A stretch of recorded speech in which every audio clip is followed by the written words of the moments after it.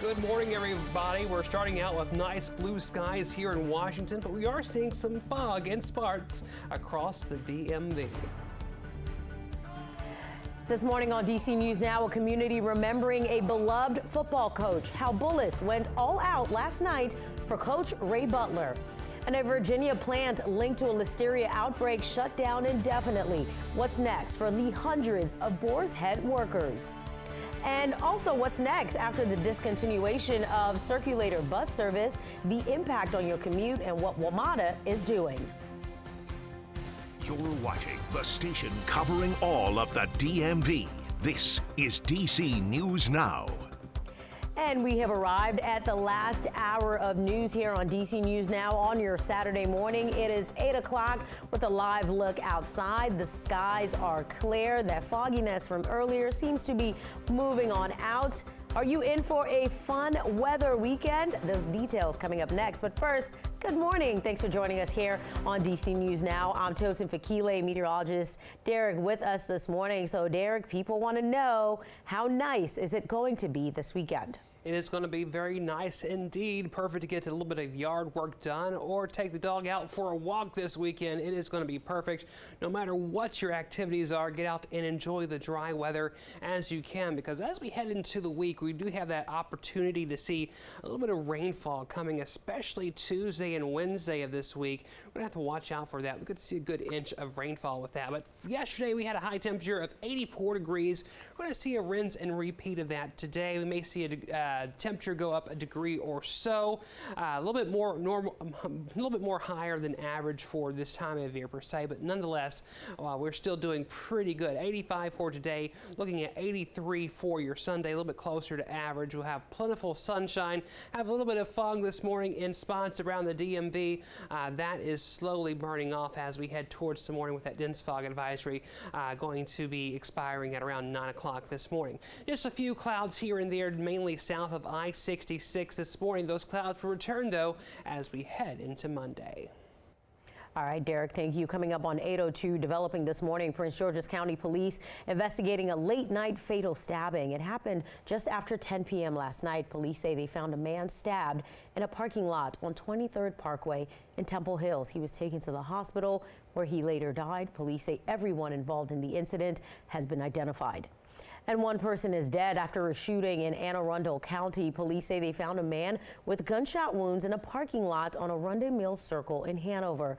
This was at about 10 p.m. last night. He was taken to the hospital. Police say he later died from his injuries. If anyone has information about the shooting, you're asked to contact police.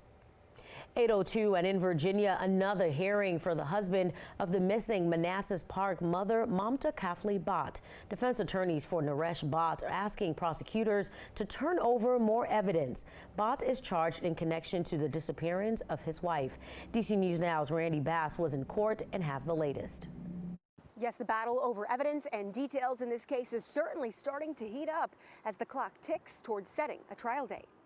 Mamta Kafli Bhatt now missing for more than a month. Prosecutors believe her husband, Naresh Bhatt, killed her at the end of July, but right now he's only been charged with concealing her body. Several of Mamta's supporters came to this morning's hearing, saying Bhatt's defense team says there's evidence that could help prove his innocence. They say his attorney asked a judge to force the Commonwealth to turn over that evidence, including police reports, cell phone, and car GPS information, along with a video showing Mamta being picked up from work not long before she went missing at the end of July. The defense maintains that Mamta could still be alive. Mamta supporters surprised by the judge's ruling, only giving the defense access to the video and to early communications between Naresh and police. I was surprised that the judge granted any of what the defense was asking for, simply because we haven't had a trial date set. It doesn't need to be provided to the defense at this time, and nothing was explained as far as why they would need this today. Meanwhile, police continuing their search for clues in the case. They were back at the Bhatt home yesterday,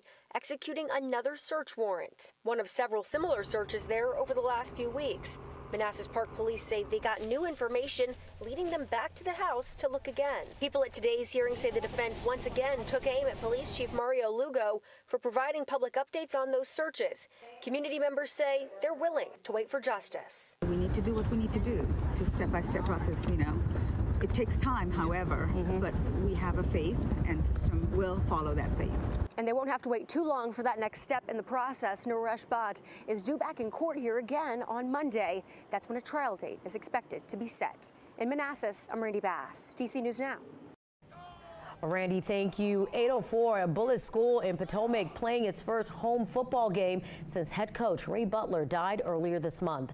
The theme of last night's game against Bishop O'Connell, play for Ray. Go!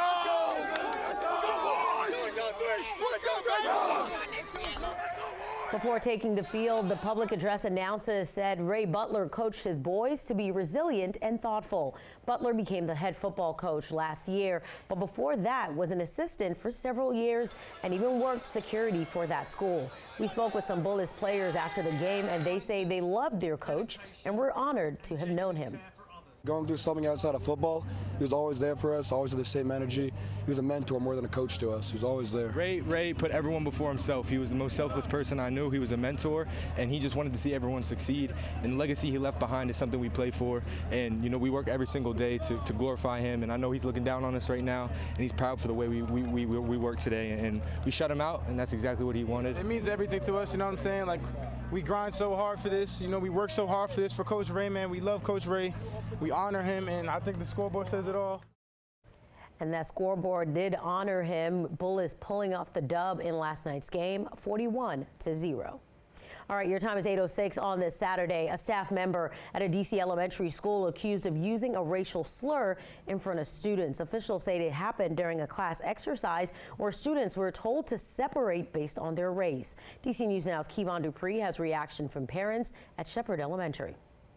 Now, there was a letter sent to families on Wednesday. The school's assistant principal says a staff member used the N-word during a class discussion. I spoke with one parent who says this news is disturbing. That the teacher would use the word explicitly tells me that they've used it before and used it comfortably, perhaps. Shepherd Elementary School parents shocked after learning that a staff member used a racial slur around students. I don't use negative terms like that with my son who attends school here about any people. While I could, I choose not to. That's the way I am. In the letter sent to families, the incident happened in a 4th grade class. It says the 4th graders were brought together for a discussion on racism and discrimination. During that conversation, students were inappropriately asked to separate into groups determined by race, and that's when the staff member used the N-word. Shepherd's assistant principal apologized for the incident. D.C. Public Schools equity team will host a restorative conversation with the 4th graders who were involved in the incident. Now, DCPS did not name the staff member involved and says they cannot comment on personnel matters. Reporting in Northwest, I'm Kevon Dupree, DC News Now. Kevon, thank you. A Virginia Boar's Head plant at the center of a nationwide deadly listeria outbreak is closing down indefinitely. Boar's Head says liverwurst was the source of that contamination. The plant had been the subject of several investigations with several concerns, which include mold, blood, and flies. The company will permanently discontinue production of liverwurst. Officials for the plant's union say their 500 workers will be offered severance and relocation. The deadly outbreak linked to 9 deaths and 57 hospitalizations. More than 30,000 Boeing factory workers are now on strike. They say they're holding out for a better contract. The workers rejected a proposed contract that would have raised wages by 25% over 4 years. Boeing says the strike will not disrupt airline flights anytime soon, but it is expected to shut down production of Boeing's best-selling jetliners. The American aerospace company says it's taking steps to conserve money while coming up with a contract union members will accept. Some help is on the way for people in the district who rely on the circulator buses. WMATA says starting in December, Metro buses will take over several routes, including the one between Georgetown and Union Station. That'll continue until July. DDOT is ending the circulator bus service by the end of the year due to budget restraints. The cuts to the circulator begin next month, with the Roslyn to Georgetown line being discontinued. We're coming up on 8:10. Derek, how are we doing today? Well, we're looking at a pretty nice weather pattern, at least for the weekend, but as we head into the week, we do have some clouds that will begin to build. Plus, we do have a little bit of rain coming on our way, but it's much needed rain across the DMV as many locations, especially west of DC, are still in a drought. 68 degrees this morning, nice sunny skies. We have that northeasterly breeze at 6 miles per hour here in Washington this morning. That's why we don't have any fog per se, plus our humidity is at 81%. Other locations around the region are into the 50s and 60s this morning.